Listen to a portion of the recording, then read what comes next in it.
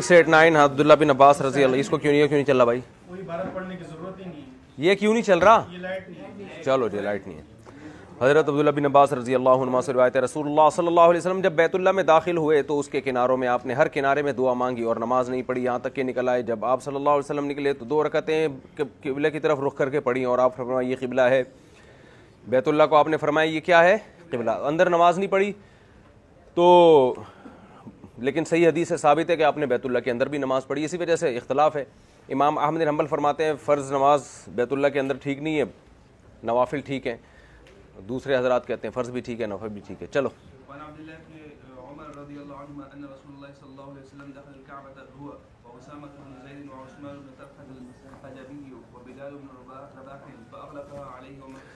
عبداللہ بن عمر رضی اللہ عنہ فرماتے ہیں کہ رسول اللہ حضرت بلال رضی اللہ تعالی عنہ نے نبی صلی اللہ علیہ وسلم جب داخل ہوئے کعبہ کے اندر تو آپ نے اغلقها علیہ اس دروازہ بند کیا ومکث فیہا اس میں رہے کچھ دیر. راوی کہتے ہیں میں نے حضرت بلال سے پوچھا کہ نبی نے کیا کیا؟ فرمایا جعل عمودا عن یسارہ وعمودین عن یمینہ کہ ایک عمود آپ کے بائیں طرف تھا اور 2 ستون آپ کے دائیں طرف تھے اور 3 پیچھے تھے. اور بیت اللہ اس دن 6 عمودوں پر اس وقت 6 ستون تھے بیت اللہ کے اندر. پھر آپ نے وہاں نماز پڑھی متفقن علیہ. تو اندر نماز پڑھنا بھی ثابت ہے. بیت اللہ کے اندر کہیں بھی رخ کر کے نماز پڑھ لو نماز ہو جائے گی. چلیں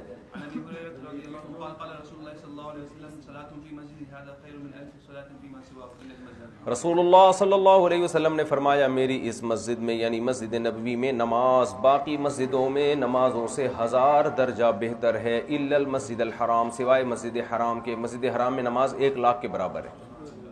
جی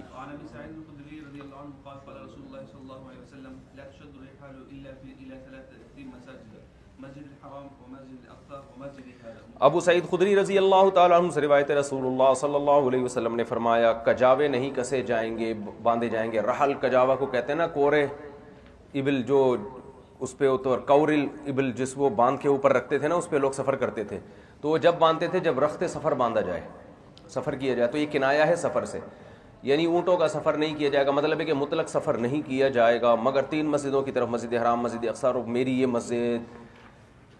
تو کیا مطلب وہ سفر جو تقرب والا ہو جس سے قربت مقصود ہو اللہ کی رضا مقصود ہو. باقی سفر تو ہر طرح سے جائز ہے لیکن وہ سفر جو مقدس سفر ہے.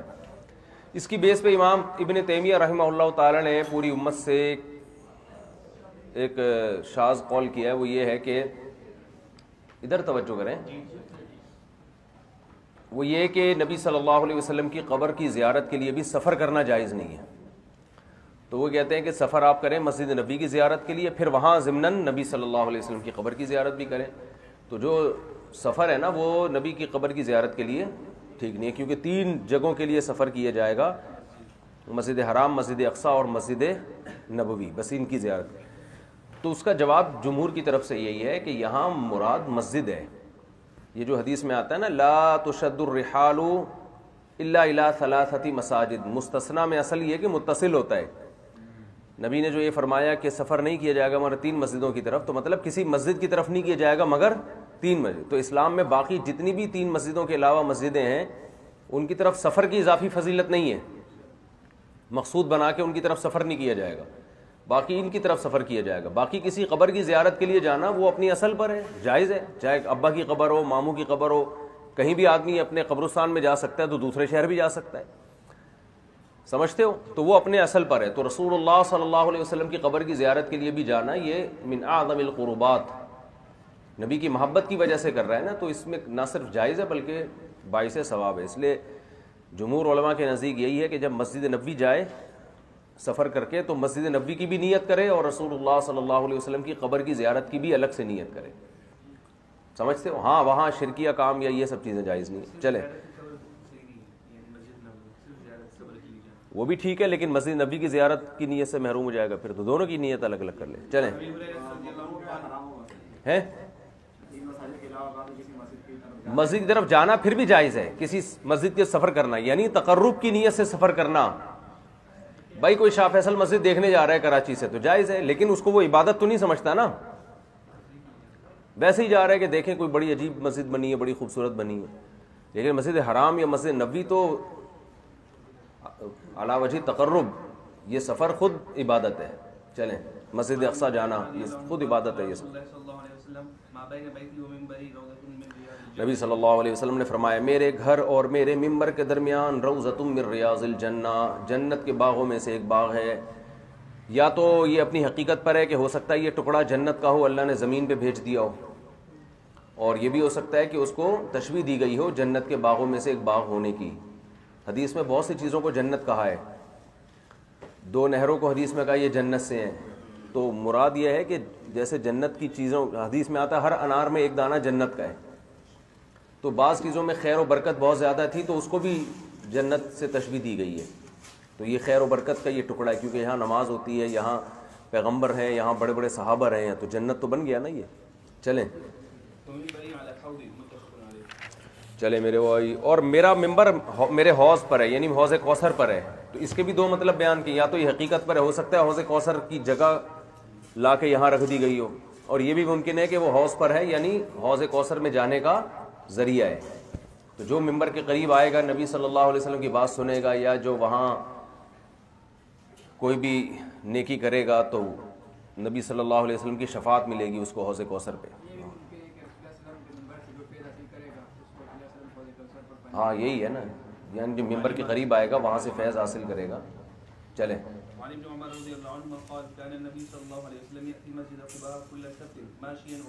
حضرت عبداللہ بن عمر رضی اللہ عنہ سے روایت رسول اللہ صلی اللہ علیہ وسلم مسجد قباء ہر ہفتے کو آیا کرتے تھے، کبھی پیدل کبھی سوار، اور پھر اس میں 2 رکعتیں پڑھا کرتے تھے. مسجد قباء میں 2 رکعت پڑھنے کی الگ سے فضیلت ہے، سمجھتے ہو نا.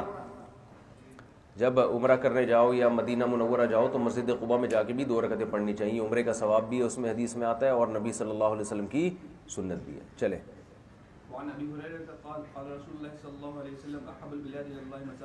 نبی صلی اللہ علیہ وسلم نے فرمایا سب سے محبوب جگہ اللہ تعالیٰ کو مسجدیں لگتی ہیں، اور سب سے ناپسندیدہ جگہ بازار ہیں. آج بازاروں میں ٹائم زیادہ لگ رہا ہے اور مسجدوں میں ٹائم کم لگ رہا ہے. بازاروں میں انسان اللہ کی یاد سے، اللہ کے ذکر سے غافل ہوتا ہے. بولا کتنے کی دے رہا ہے بتا ہے، یہ کتنے کا دے رہا ہے، جا ہے، وہ جھوٹ بولتا ہے، وہ کہتا ہے چائنا کا مال ہے، جاپان کا مال ہے، حقیقت میں چائنا کا ہوتا ہے. یہی سب کوئی خیر کا کام بازاروں میں نہیں ہوتا، ٹھگ بیٹھے ہوئے ہوتے ہیں جگہ جگہ.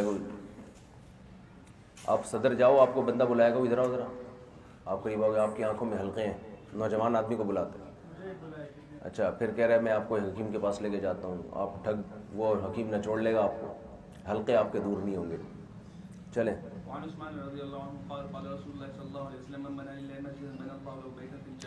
حضرت عثمان رضی اللہ عنہ سے روایت رسول اللہ صلی اللہ علیہ وسلم نے فرمایا جس نے اللہ کے لیے مسجد بنائی، اللہ اس کے لیے جنت میں گھر بنائے گا. اللہ کا گھر بنایا نا تو اللہ بھی اس کے لیے گھر بنائے گا. متفق علیہ، حدیث نمبر 698. شکریہ آپ کا بہت بہت. اتنی زیادہ چائے نہیں لے کر آئے کہ بالٹی میں ہے یہ چائے، میں نے کہا اتنی سی لایا کرو چائے. چلو پورے اتنے مگے بھر کے چائے، ایسا لگتا ہے اتنی سی ہونی چاہیے چائے. چلو کبھی، چلو ابھی پھر بات ادھر ادھر ہو جائے گی. حضرت ابو ہریرہ رضی اللہ عنہ سے روایت ہے رسول اللہ صلی اللہ علیہ وسلم نے فرمایا جو مسجد کی طرف صبح کے وقت گیا یا شام کے وقت گیا، اللہ تعالیٰ جنت میں اس کے لیے ٹھکانہ بنائیں گے. نزلہ یعنی جو ٹھکانہ مہمانوں کو دیا جاتا ہے. کلما غدا او راحا، جب بھی صبح یا شام کو جائے گا، ہر دفعہ میں اللہ اس کے لیے جنت میں مہمانی کا انتظام کریں گے. نزل، نزیل مہمان کو کہتے ہیں نا. چلیں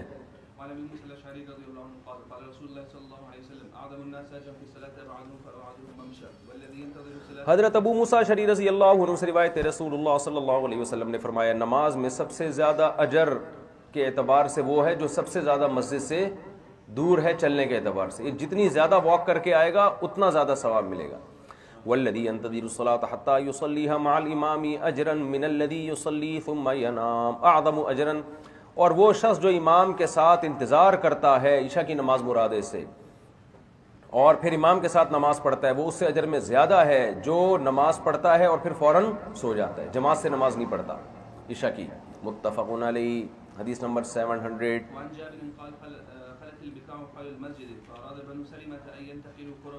حضرت جابر رضی اللہ تعالیٰ عنہ سے روایت ہے کہ مسجد کے قریب جگہ خالی ہوئی، مکان کی، پلاٹ کی جگہ خالی ہوئی، بقع کی جمع فرماتے ہیں بنو سلمہ نے ارادہ کیا کہ وہ مسجد کے قریب آ جائیں، فبلغ ذلك النبی صلی اللہ علیہ وسلم، نبی کو یہ خبر پہنچی تو آپ نے ان کے اس سے فرمایا کہ مجھے پتہ چلا ہے تم لوگ یہ چاہتے ہو کہ مسجد کے قریب آ جاؤ۔ انہوں نے فرمایا بنو سلمہ نے جی ہاں یا رسول اللہ، ہم یہ ارادہ کرتے ہیں۔ آپ نے فرمایا دیارکم یعنی الزموا دیارکم، اپنے گھروں کو لازم پکڑو، تکتب آثارکم، تمہارے قدموں کے نشانات لکھے جاتے ہیں، یعنی تم دور سے چل کے آ رہے ہو تو اللہ اس پہ تمہیں اجر دے گا۔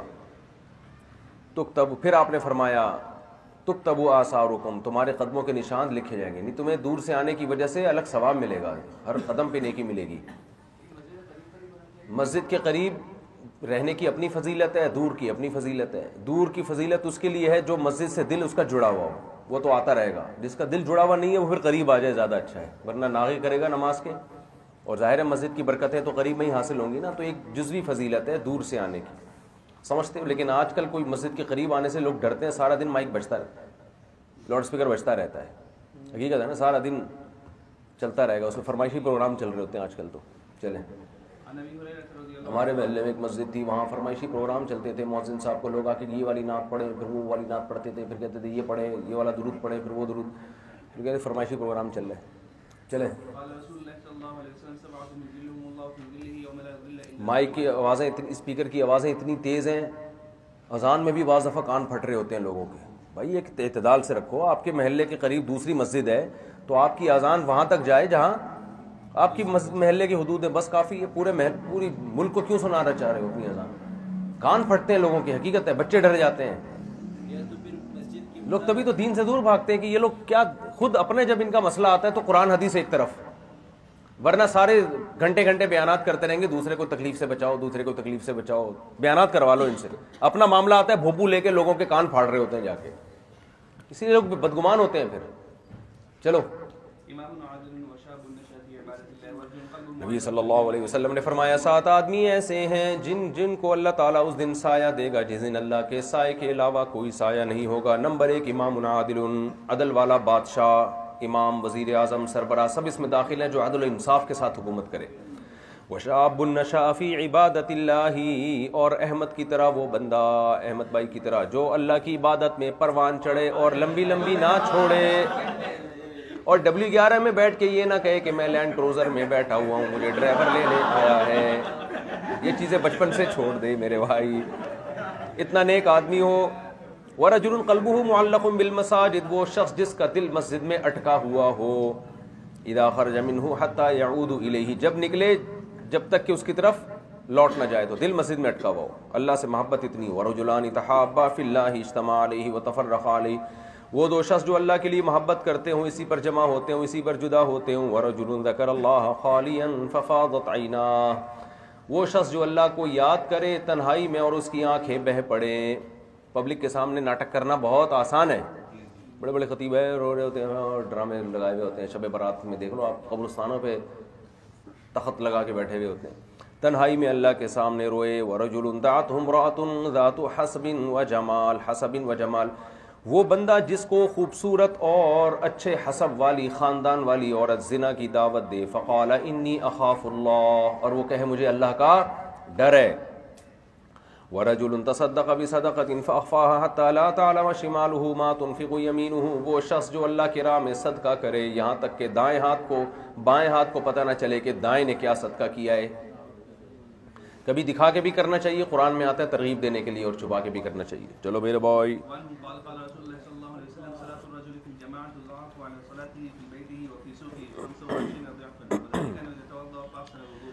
حضرت ابو ہریرہ رضی اللہ عنہ سے روایت ہے، رسول اللہ صلی اللہ علیہ وسلم نے فرمایا جماعت میں بندے کی نماز اس کی نماز پر، اس کے گھر میں نماز اور بازار میں نماز پر 25 درجے فضیلت رکھتی ہے۔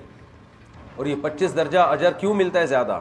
ایک نماز گھر میں پڑھو، مسجد میں جماعت سے پڑھو تو ایسے جیسے 25 دفعہ پڑھی وہ نماز آپ۔ فرمایا یہ اس لیے ہے کہ انہ اذا توضأ فاحسن الوضوء، جب وہ وضو کرتا ہے اچھی طرح سے، ثم خرج الى المسجد لا يخرجه الا الصلاة، اور مسجد کی طرف نکلتا ہے اور سوائے نماز کے کوئی چیز ایسی نہیں ہے جس نے اس کو گھر سے نکالا، ثم لم يخطو خطوة الا رفعت له بها درجہ، ہر قدم پہ اللہ ایک درجہ بلند کرتے ہیں اور ایک گناہ معاف کرتے ہیں۔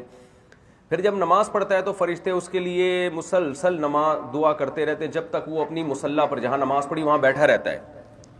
تو مسجد میں بیٹھنا بہت بڑی ٹینشن بن گیا ہے نا آج کل, تو وہاں تمیز سے جا کے بیٹھ جاؤ, یہ بھی بہت ثواب ہے نماز کے انتظار میں یا نماز کے بعد. تو آپ نے فرمایا اور وہ فرشتے دعا کرتے ہیں اللہم صلی علیہ, اللہ اس پر رحمت بھیج, اللہم ارحمہ, اس پر رحمت بھیج, ولا یزال احدکم فی صلاۃ منتظر الصلاۃ, تم میں سے ہر شخص جب تک وہ نماز کے انتظار, فی صلاۃ منتظر الصلاۃ, جب تک وہ نماز میں ہوتا ہے اس وقت تک, جب تک نماز کے انتظار میں ہوتا ہے وہ نماز کے اندر ہی کہلاتا ہے اللہ کی نظر میں. ٹھیک ہے, اللہم صلی علیہ جو فرشتے کہتے ہیں اس کا مطلب خصوصی رحمت ہے. ٹھیک ہے, اس کی میں صلاۃ اور رحمت میں کیا فرق ہے کئی بار بتا چکا ہوں. وفی روایت قال اذا دخل المسجد كانت الصلاۃ تحبسه, آپ صلی اللہ علیہ وسلم فرمایا جب وہ مسجد میں داخل ہوتا ہے اور نماز اس کو روک لیتی ہے اور پھر اس کو مسلسل نماز کا ثواب ملتا ہے. اللہم اغفر له اللہم تب علیہ, بھی فرشتے دعا کرتے ہیں اللہ اس کی مغفرت کر دے, اس کی توبہ قبول کر لے, ما لم یؤذ فیہ, جب تک وہ فرشتوں کو تکلیف نہ دے, ما لم یحدث فیہ کیا مطلب جب تک اس کو حدث لاحق نہ ہو. اگر اس نے گیس خارج کر دی بدبو والی تو پھر فرشتے وہاں سے بوریہ بستر گول کر کے نکل لیتے ہیں. صغیرہ گناہ مراد ہوتے ہیں اس سے. چلیں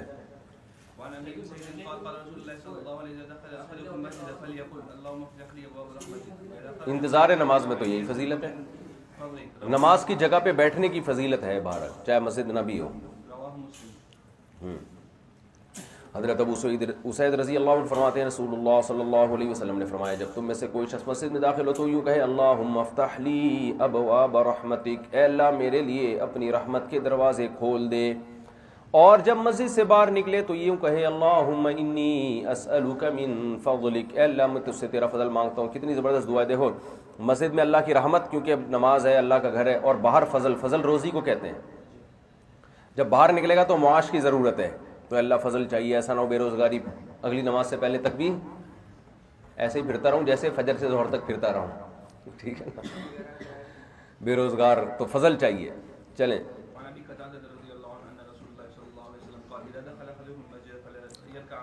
حضرت ابو قتادہ رضی اللہ عنہ سے روایت رسول اللہ صلی اللہ علیہ وسلم نے فرمایا جب تم میں سے کوئی مسجد میں داخل ہو تو اسے چاہیے کہ بیٹھنے سے پہلے 2 رکعتیں پڑھے. متفق علیہ, یہ 2 رکعتیں تحیۃ المسجد کہلاتی ہیں. یہ امام شافعی اور امام احمد ابن حنبل کے نزدیک واجب ہے. تبھی آپ نے سعودی عرب میں دیکھا ہوگا کوئی عرب مسجد میں آتا ہے تو بیٹھتے نہیں ہیں, کھڑے رہتے ہیں جب تک نماز, ہاں وہ نماز کے انتظار میں کھڑے رہتے ہیں اگر 2 رکعتوں کا ٹائم نہ ہو تو وہ واجب سمجھتے ہیں اس کو. حناف کے ہاں یہ سنت مؤکدہ ہے, واجب نہیں ہے. واجب نہ ہونے کی دلیل کیا ہے, وہ حدیث ہے جن میں 5 نمازوں کو فرض قرار دیا گیا ہے, لا غیر, اس کے علاوہ نہیں. اب سوال پیدا پھر وطر کو واجب کیوں کہتے ہیں, تو وطر کے وجوب کے دلائل بہت مضبوط ہیں. ان اللہ زادکم صلاۃ علی وہی الوتر من لم یوتر فلیس منا, اس پر وعیدیں بہت شدید ہیں. تو اس لیے اس کو تو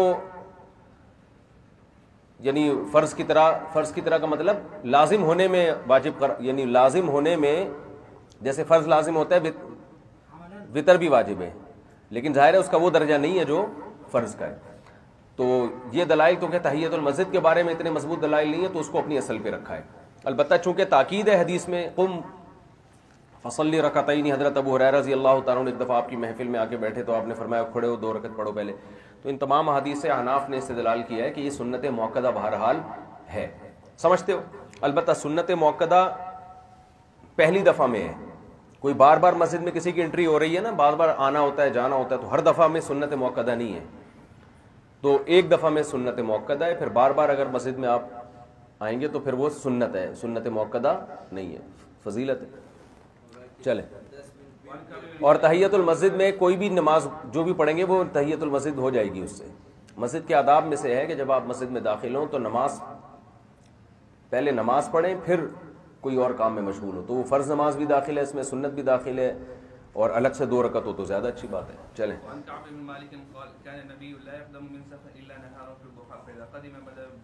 حضرت کعب بن مالک رضی اللہ عنہ سے روایت رسول اللہ صلی اللہ علیہ وسلم سفر سے ہمیشہ دن میں آتے ہیں روشنی میں.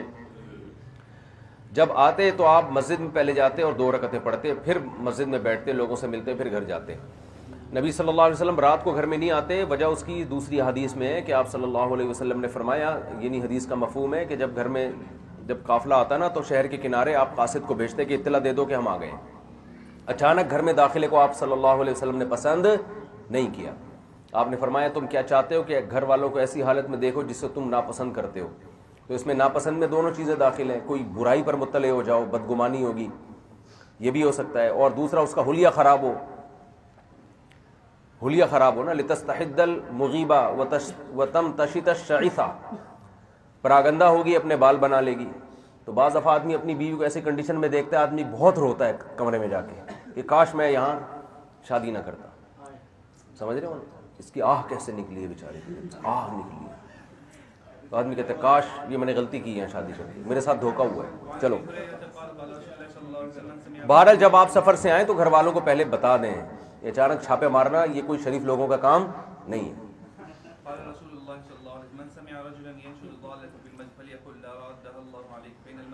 حضرت ابو ہریرہ رضی اللہ عنہ سے روایت, رسول اللہ صلی اللہ علیہ وسلم نے فرمایا جس نے سنا ینشد ضالۃ فی المسجد, جو گمشدہ چیز کا مسجد میں اعلان کر رہا ہے تو اس کو یوں بددعا دیا کرو, لا ردہ اللہ علیک, اللہ کرے تمہیں یہ چیز نہ ملے. فإن المساجد لم تبن لہذا, اس لیے کہ مسجدیں گمشدہ چیزوں کے اعلان کے لیے نہیں بنی. البتہ مسجد ہی میں کسی کی چیز گمی ہو تو پھر اعلان کر سکتا ہے. یہ وہ ہے جب باہر گمی ہو اور لوگ سمجھیں کہ مسجد ایک مجمع ہوتا ہے تو یہاں ایک پبلک پلیس بنایا ہوا ہے. مختلف گاؤں دیہاتوں میں تو بچے گھومنے کے تو خیر یہاں بھی ہوتے ہیں, چڈیاں گھومنے کے اعلان ہوتے ہیں, بکری گھومنے کے اعلان ہوتے ہیں. ایک بچہ نیلی رنگ کی نیکر پہنے ہوئے ملا ہے, جن کا بچہ ہے آ کے لے جائیں. ایک صاحب نے کہا یہ جن کا بچہ مسجد میں کیا کر رہا ہے بھائی, انسانوں کے بچے بتاؤ یہاں پہ جن کا بچہ کیوں. ہر چیز کا اعلان ہوتا ہے مسجدوں میں, تو یہ غلط ہے نا. یہ مسجد ہے, کوئی تھانہ تھوڑی ہے. ہاں کھیت کا اعلان ہوتا ہے. تو اسی سے پتہ چلتا ہے مسجد میں بھیک مانگنا بھی حرام ہے, کیونکہ دوسرے کی گمشدہ چیز کا آپ مسجد میں اعلان نہیں کر سکتے تو اپنے لیے کہاں سے مانگ سکتے ہو. حالانکہ دوسرے کی گمشدہ چیز کا اعلان کرنے میں تو آپ جس نے لقطہ اٹھایا ہے اس کی مدد بھی کر رہے ہیں. تو جب وہ ٹھیک نہیں ہے جس میں اتنی ساری مصلحتیں ہیں تو اپنے لیے کہاں سے جائز ہو گیا. ہاں دوسروں کے لیے چندہ مانگنا جائز ہے کیونکہ یہ صدقے کے قبیل سے ہے, اپنے لیے صحیح نہیں ہے. جنازے کی نماز کے اعلان کی گنجائش ہے, موت کا اعلان مسجد سے ٹھیک نہیں ہے کہ حضرات فلاں کا انتقال ہو گیا, انا للہ و انا الیہ راجعون, بس یہ صحیح نہیں ہے بھئی. یہ بھی خبر ہے نا, مسجد ان کی جگہ نہیں ہے. تو بس جنازے کا اعلان ہو کہ فلاں کا انتقال, ظاہر ہے لوگ کہیں گے کہ ایک دم سے جنازہ کا پہلے انتقال تو بتاؤ. اب کیا ایک دم زاہد بھائی کا جنازہ ہے, لوگ حیران بھائی زاہد بھائی کا پہلے بتاؤ ان کا انتقال ہو گیا ہے پھر جنازہ ہے, لیکن ہوا نہیں الحمدللہ, اللہ آپ کو عمر دے. چلیں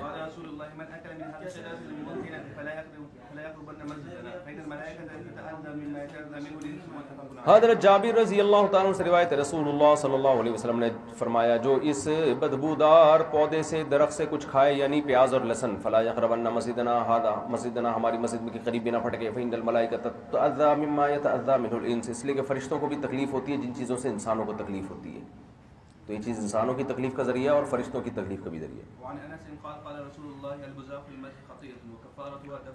آپ صلی اللہ علیہ وسلم نے فرمایا مسجد میں تھوکنا گناہ ہے اور اس کا کفارہ دفن کرنا ہے. پہلے کچی مسجدیں ہوتی تھیں, اب تو مسجد میں تھوکنے کا تصور ہی نہیں ہے نا, کیونکہ پکی مسجد ہے. تو کچی مسجدوں میں بعض لوگ تھوک دیا کرتے تھے, تو آپ نے فرمایا یہ گناہ کی بات ہے, مسجد میں تھوکنا جائز نہیں ہے. اور اگر کسی نے غلطی کر لیا تو اب اس کو دفن کرے تھوک کو. چلیں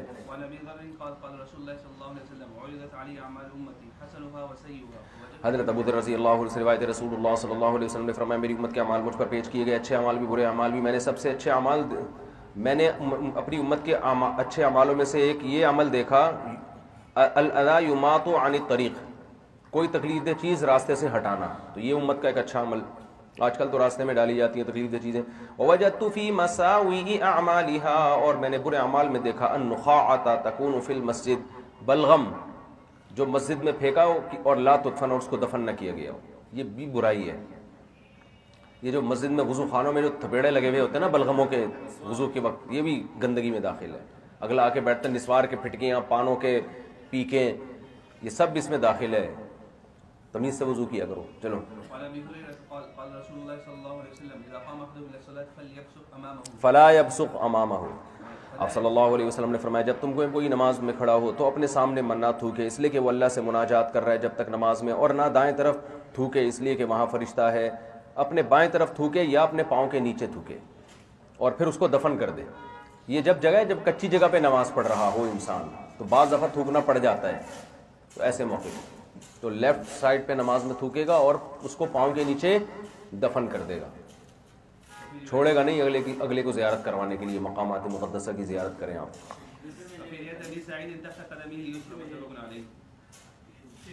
اچھا چلیں چلو، حضرت عائشہ رضی اللہ عنہ سے روایت ہے، رسول اللہ صلی اللہ علیہ وسلم نے اپنے اس مرض میں جس سے آپ پھر شفا نہ ملی آپ کو اور آپ کا انتقال ہو گیا، اس مرض میں نبی صلی اللہ علیہ وسلم نے فرمایا لعن اللہ الیہود والنصارى، اللہ یہود و نصارہ پہ لعنت کرے، اتخذوا قبور انبیائہم مساجد، انہوں نے اپنے انبیاء کی قبروں کو سجدہ گاہ بنا لیا۔ نبیوں کی قبروں پہ سجدہ کرنا حرام ہے، جب نبی کی قبر پہ حرام ہے تو باقی کون بزرگ ہے پھر؟ متفق علیہ، بخاری مسلم کی حدیث۔ جی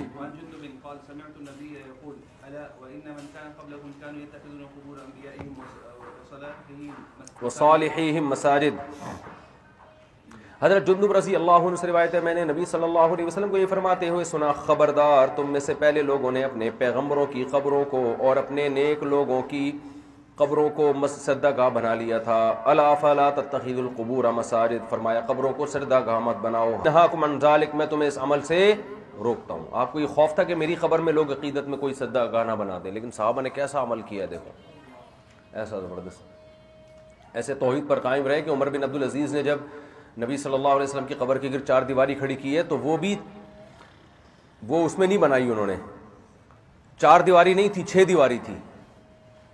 وجہ اس کی یہ کہ چار دیواری اس کی مشابہت بیت اللہ سے ہو جاتی ہے، لوگ طواف نہ شروع کر دیں کہیں، اس کا اتنا خیال کیا گیا۔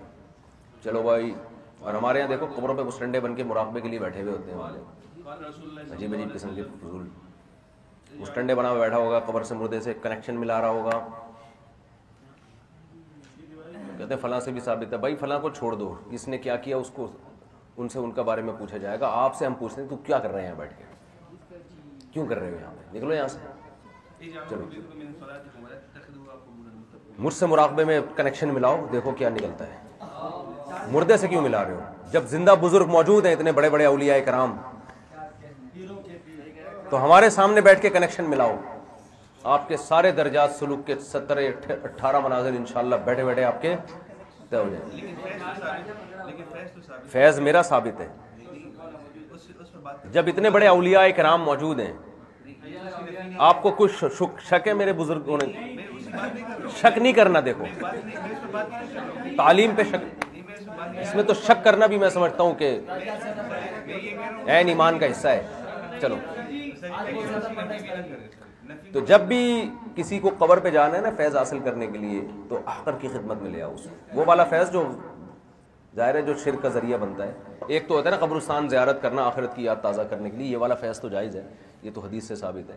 ایک ہوتا ہے وہ والا فیض جو مسٹنڈے لوگ بیٹھے ہوئے ہوتے ہیں قبروں پہ۔ چلو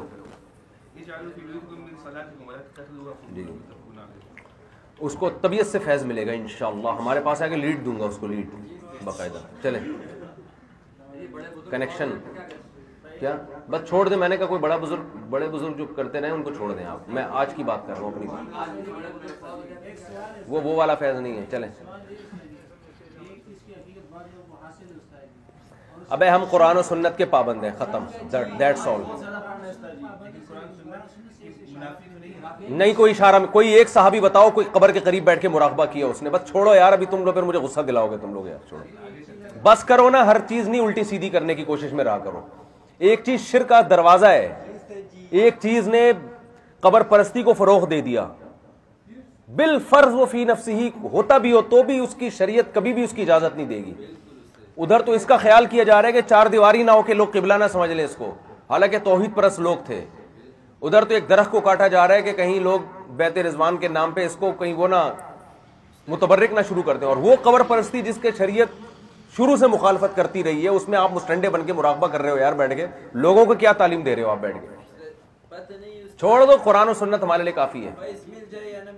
فیض ملے نہ ملے، وہ جو کچھ شرک کا دروازہ وہاں سے پھیلے گا، تو کسی بڑے بزرگ نے کیا اس کی تعویل کر لو، بھائی اللہ والے تھے، انسان ہے، غلطی ہوتی ہے۔ اگر تو براہ راست مردے سے مانگا ہے، اس کو متصرف مختار سمجھ کے وہ تو ویسے ہی کافر ہو جائے گا، لیکن اگر از قبیل کرامت ہے، کچھ اس کا خیال ہے کہ اللہ تعالیٰ یہاں سے کچھ کر لے گا، تو بھی بدعت کا بہرحال ایک بہت بڑا ذریعہ ہے, شرک کا دروازہ کھولنے کا ذریعہ ہے یہ, سمجھتا ہے؟ تو یہ چھوڑ دو یہ سب چیزیں. تو بس جو غلطی ہوئی ہے, جس سے غلطی ہوئی ہے اس کو آپ کہہ لو غلطی ہو گئی. بڑے بڑے لوگوں سے بڑی بڑی غلطیاں ہو جاتی ہیں. ہاں لیکن آپ فتویٰ نہیں دو اس کے جائز ہونے پر, بالکل جائز نہیں ہے یہ. شریعت پہ چلو, سیدھا سیدھا انسان کے بچے بنو, 5 ٹائم نماز پڑھو, اشراق پڑھو, تہجد پڑھو, روزے رکھو, پیر جمعرات کا رکھ لو, نہیں رکھتے تو جو جس دن موقع ملتا ہے اس دن روزہ رکھ لو, اللہ اللہ کر لیا کرو, صبح شام کی تسبیحات کرو, ماں باپ کی خدمت کرو, 4 شادیاں کرو, بچے اسپیڈ سے پیدا کرو, بس یہ فیض ہمارے لیے کافی ہے. مزید کسی فیض کی ہمیں ضرورت نہیں. بھائی جو نیک لوگ سے کوئی غلطی ہوتی ہے تو اس کی تعویل کی جاتی ہے, یہ شریعت سے ثابت ہے. تو کیا کرنا ہے ہمیں میں تصوف کے مراتب کا انکار تھوڑی کر رہا ہوں, لیکن ہم نے کیا کرنا ہے ان مراتب کا.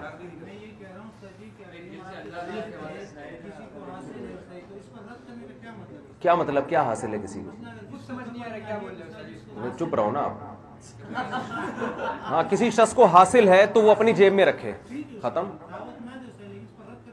نہیں, رد کا مطلب ہم رد کریں گے, کسی کو کرنے نہیں دیں گے ہم اپنے سامنے, یہ نہیں کرنا. بس کسی کو ہے تو وہ ہوگا, وہ جانے, اللہ جانے, اللہ کا معاملہ ہے, اس کا معاملہ ہے. ہم اس کو برا تھوڑی کہہ رہے ہیں, ہم یہ تھوڑی کر رہے ہیں جو آج کل لوگوں نے ایک سیٹ اپ شروع کیا ہوا ہے, پرانے لوگوں کی کتابوں سے عیب تلاش کر کر کے ان پہ رد کرنا. یہ تو سیٹ اپ ہی شریعت کے خلاف ہے. ہم تو آپ کو منع کریں گے, آپ کو اجازت نہیں ہے.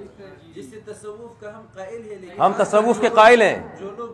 اب وہ حضرت کو کسی نے خط لکھا, میں 16ویں منزل پر پہنچ گیا ہوں, 17ویں پر آپ پہنچا دیں. حضرت فرمایا انسان کا بچہ بن جائے, ادھر آگے نماز روزہ پڑھو. حضرت نے یہ نہیں کہا جو 17ویں پہ پہنچے ہوئے وہ دائرہ اسلام سے خارج یا وہ گمراہ, کچھ بھی نہیں کہا. تو انسان کا بچہ بن تو چھوڑ دے, وہ کیا 17واں 18واں 19واں 20واں حضور. اللہ اللہ کر, کوئی دل سے اللہ اللہ کی آوازیں نہیں آتی کسی کے, زبان سے اللہ اللہ پہ ثواب ملتا ہے. نیچے سے اللہ اللہ کی آوازیں دور حدیث میں بیٹھتے. طلبہ کیا نیچے کیا پڑھ رہے ہوتے, ذکر کر رہے ہوتے ہیں.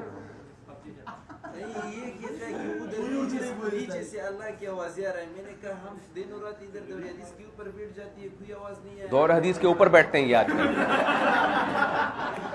چلو یار چلو سبق ہو. دیکھو زاہد بھائی, ہر بدعت کی بنیاد یہیں سے ہوتی ہے, سمجھ رہے ہو. گاؤں دیہاتوں میں لوگوں نے کیا کر دیا جا کے یار, ہر بدعت کی بنیاد. تصوف کا مطلب یہ کسی اللہ والے بزرگ سے بیعت ہو کے اپنی اصلاح کراؤ کہ حضرت میرے اندر حسد, بغض, کینہ, دنیا کی محبت, حب جاہ, بڑا بننے کا شوق, یہ چیزیں آ گئی ہیں, یہ ختم کرائیں میری, اور گناہ مجھ سے نہیں چھوٹ رہے. بس اس کا نام ہے تصوف. جو شیخ یہ کام کر دے وہ کامل بزرگ ہے, جو یہ کام نہ کرے منازل میں بٹھا کے گھماتا رہے آپ کو, وہ ٹائم ضائع کیا اس شیخ نے بھی اپنا بھی آپ کا بھی. جی چلے بھائی یار, کہاں چلا گیا ابن عمر رضی اللہ عنہ. یہ بتا دیا نا, اپنے گھر میں بھی نماز پڑھا کرو, اس کے قبرستان مت بناؤ, نوافل گھر میں پڑھنا افضل ہے. چلیں. نبی صلی اللہ علیہ وسلم نے فرمایا مشرق اور مغرب کے درمیان قبلہ ہے. یہ مدینہ میں تھا. یہ بھی اسلام کا معجزہ ہے کہ نبی صلی اللہ علیہ وسلم نے مسجد نبوی قبلے کی طرف رخ کیا, آج تک وہ اسی رخ پر ہے. اور آج فلکیات سے پتہ چلا کہ بالکل سیدھا کہاں ہے, قبلے کی طرف ہے. تو اس دور میں تو فلکیات کا علم نبی جانتے نہیں تھے اور صحابہ بھی نہیں جانتے تھے, لیکن کیسے زبردست قبلے کا تعین کیا کہ نہیں کیا. تو یہ بھی معجزہ ہے. اور اس دور میں جتنی مسجدیں صحابہ نے بنائی ہیں وہ تو خیر فلکیات کے علم کی وجہ سے بنائی ہیں, وہ بھی سارے بیت اللہ کی طرف ہیں جو اب تک موجود ہیں. لیکن مسجد نبی کا بیت اللہ کی طرف ہونا بہرحال یہ معجزہ ہے. وجہ اس کی ہے کہ آپ کھڑے ہوئے تھے بیت المقدس کی طرف رخ کر کے نماز پڑھ رہے ہیں, وہی آئی اور ایک دم نماز میں رخ چینج کر دیا. وہاں تو کوئی نہ کسی نے کیلکولیشن کی نہ کچھ بھی, ایک دم رخ کہاں کیا ہے, مسجد نبی کی طرف, اور اسی پر نشان بنا کے مسجد نبی بنائی, یعنی اسی رخ پہ بنائی گئی ہے.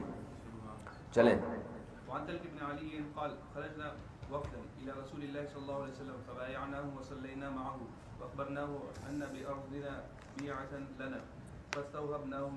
حضرت طلق بن علی رضی اللہ عنہ فرماتے ہیں ہم نبی صلی اللہ علیہ وسلم کے پاس وفد کی صورت میں آئے, ہم نے آپ سے بیعت کی اور ہم نے آپ کے ساتھ نماز پڑھی, اور ہم نے آپ کو خبر دی کہ ہماری زمین میں ایک چرچ ہے, بیع ہے نا قرآن میں, صلوات و بیع و مساجد, تو چرچ ہے. تو ظاہر ہے وہ لوگ مسلمان ہو گئے تھے, تو ہم کیا کریں, فاستوهبناه من فضل طهوره, ہم نے برکت کے لیے نبی صلی اللہ علیہ وسلم سے وضو کا بچا ہوا پانی مانگا. تو آپ صلی اللہ علیہ وسلم نے پانی منگوایا, وضو کیا اور قلی کی, پھر اس پانی کو ہمارے لیے برتن میں ڈالا, تو اس میں یہ مطلب بھی ہو سکتا ہے بچے ہوئے پانی کو، یہ مطلب بھی ہوتا ہے کلی کر کے اس پانی کو برتن میں ڈالا. ظاہر یہی ہے کہ اس وضو پہ جو پانی استعمال ہوا ہے نا، کیونکہ برکت تو اسی سے ہوگی نا، تو اس پانی کو آپ نے برتن میں ڈالا. اچھا وَأَمَرَنَا فَقَالَ اخْرُجُوا، پھر ہمیں حکم دیا، فرمایا نکل جاؤ. فَإِذَا أَتَيْتُمْ أَرْضَكُمْ فَاغْسِلُوا بِيَعْتَكُمْ، اس چرچ کو توڑ دو، یا تو اس سے مراد ہے اس کے محراب کو توڑ دو تاکہ قبلے کی طرف کرنا ہے نا اس کو، یا اس کا مطلب یہ ہے کہ پورا چرچ توڑ کے اس طرف رخ کر کے مسجد بنا دو. دونوں مطلب ہو سکتے ہیں. وَانْزَحُوا مَكَانَهَا بِمَا بِهَذَا الْمَاءِ، اس پانی کو وہاں ڈالو اس جگہ پر. وَاتَّخِذُوهَا مسجد، اور اسے مسجد بنا لو. فَلَمَّا قُلْنَا إِنَّ الْبَلَدَ بَعِيدٌ وَالْحَرُّ شَدِيدٌ وَالْمَاءُ يُنْشَفُ، فرمایا پانی خشک ہونے کا خطرہ ہے، شہر دور ہے تو یہ پانی تو کم پڑ جائے گا. تو آپ نے فرمایا مُدُّوهُ مِنَ الْمَاءِ، اس میں دوسرا پانی ملاؤ. فَإِنَّهُ لَا يُرِيدُهُ إِلَّا طِيبًا لَا يَزِيدُهُ إِلَّا طِيبًا، تو وہ دوسرا پانی جتنا ملاؤ گے وہ اس کی پاکیزگی اسی حساب سے بڑھتی چلی جائے گی، کیونکہ نبی کا جھوٹا پانی وضو کا مستعمل پانی اس میں شامل ہوگا تو وہ پورا پانی طیب بن جائے گا. سمجھتے ہو؟ چلو، تو اس سے تبرک بھی آثار الصالحین کے جواز پر استدلال کیا گیا ہے. ابن تیمیہ رحمہ اللہ کا بھی یہاں جمہور امت سے اختلاف ہے. وہ کہتے ہیں صرف پیغمبر کے آثار سے تو تبرک جائز ہے، باقی کسی اور سے جائز نہیں ہے. جمہور کی رائے یہ ہے کہ نہیں، باقی تبرک بھی جائز ہے، یعنی کسی بزرگ کی قمیص پہن لے آدمی تبرک کی نیت سے، ٹوپی پہن لے تبرک کی نیت سے، جائز، اس میں ناجائز ہونے کی کوئی دلیل نہیں. لیکن بہرحال اس پر سب کا اتفاق ہے کہ جہاں اس سے شرک پھیلنے کا ذریعہ ہوگا، غلوف کا ذریعہ یہ چیز بنے گی، وہاں یہ عمل ناجائز ہو جائے گا. سمجھتے ہو؟ لوگ عمل کو چھوڑ کر بزرگوں کی ٹوپیوں پہ فوکس کر رہے ہیں جیسے کہ آج کل ہو رہا ہے، تو یہ پھر عمل اس وقت تو بہرحال یہ ناجائز ہوگا. سمجھتے ہو؟